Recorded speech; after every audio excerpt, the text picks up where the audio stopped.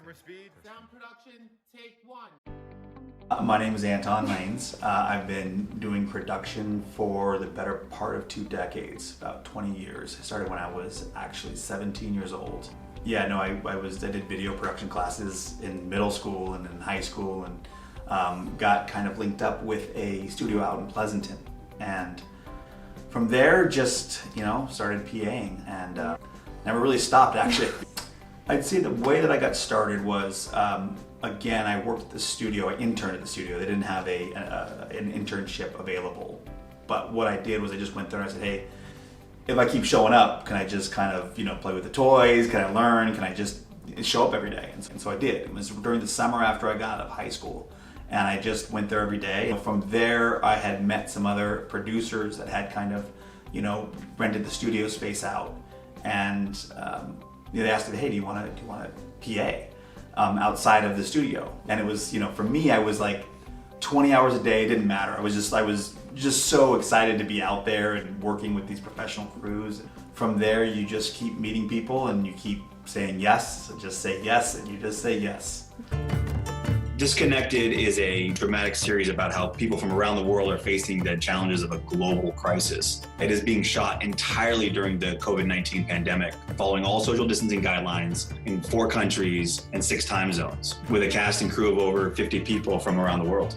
Disconnected was an interesting idea. It was right when the pandemic started, and me and my buddy Matt, who is a director and I've known him for another 20 years. He did feature films, I did commercials, and we'd always looked for something to do. And we were all just sitting around in lockdown, and we said, what if we just had this idea of just creating, a storyline or a story about characters.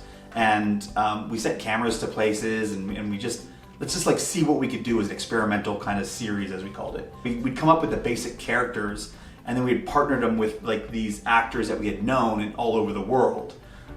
Before the pandemic, we had done some stuff in India.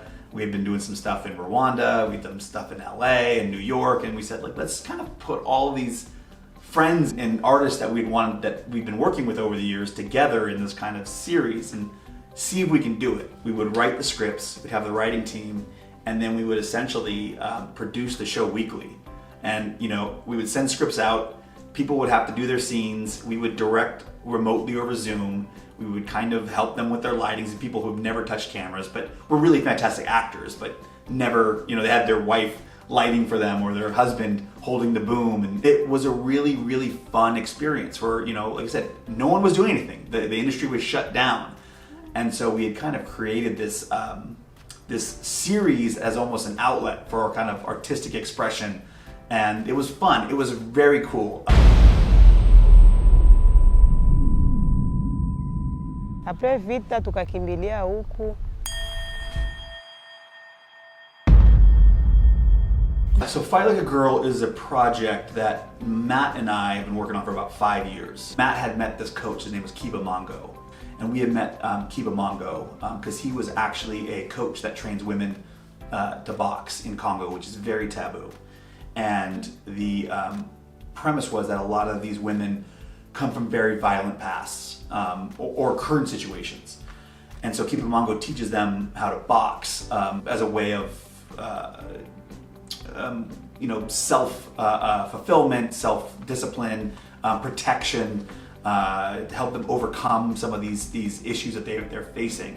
So it's a really interesting story. Matt and I were like, again, because we were filmmakers, we didn't necessarily need cameramen, we just needed the will and the desire to go. We flew out there, brought one of our camera guys, and we ended up following the women for about a year and a half. I don't think I would have tried to do this 10 years ago. I don't think I would have tried to do it 5 years ago. I think all of these things are stepping stones. All of the refining your craft, learning about story, learning about camera gear, knowing sound, lighting, all that stuff. It gives you confidence to be able to say, I'm gonna go to one of the toughest places in the world, and I'm gonna make a film that should have an impact. I mean, that's the idea, is that this film is not just art, but it could be art with an impact. I wish when I was younger, I had a little bit more of that patience. I think it's important to think about, if you really want to be a filmmaker, when you turn 40, 50, 60, 70, whatever it is, what's the body of work that you're gonna be proud of? I think I spent a lot of time in the commercial world, which is important because you have to pay bills and stuff like that. I wish I would have done more films, more short films, more things that maybe nobody saw, but it made me happy, made my body of work. When I looked at it, or with my friends or my family, like we all smiled about that. Create art for you, create stories that you can relate with or that resonate with you. And don't be scared of failing at it. I think that's what I wish I would have. I'm doing that now. I wish I did it when I was in my 20s. You know, find art that, like I said, is something that you're proud of and do it.